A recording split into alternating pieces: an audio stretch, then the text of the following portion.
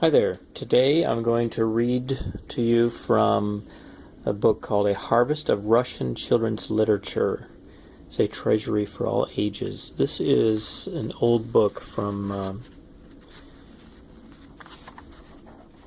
Soviet Union times, translated into English, of course. 1970 is the copyright date.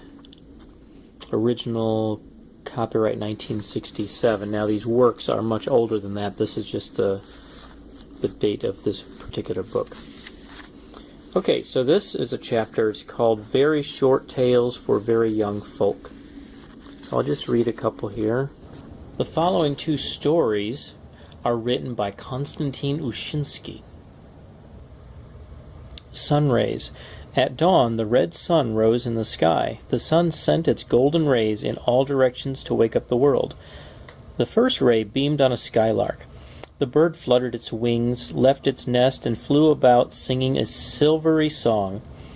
Oh, how good it is to fly in the sky, so high, so high. How pure is the air. The second ray fell on a rabbit. The rabbit twitched his ears and hopped gaily over the dewy meadow. Then he ran off to find some juicy grass for his breakfast. The third ray peeked through the chink in the wall of the chicken coop. The rooster beat his wings and cried, "Cock-a-doodle-doo!" The hens flew down from their perches, cackled, and began to dig for worms. A fourth ray shone on the beehive. A tiny bee crawled out of the honeycomb, rested on a window pane, opened its wings, and zim, zim, zim, flew away to gather honey from fragrant flowers. A fifth ray entered the children's room, hopped on the bed of a lazy boy, and tickled his eyelids. But the lazy boy turned over and fell asleep again.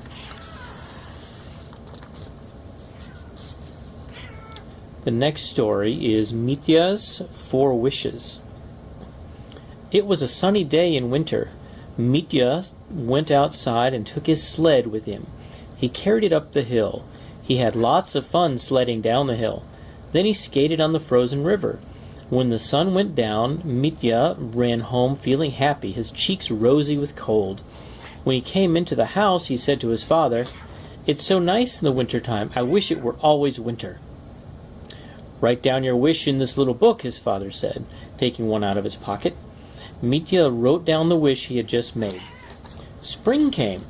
Mitya chased bright butterflies over the green meadow, picked flowers, looked for tadpoles, waded in the pond, and ran here and there. Then he came to his father and said, "What a wonderful time spring is! I wish it were always spring." Again his father took out the little book and told Mitya to write down his wish. Summer arrived. Mitya and his father went to the hay mowing.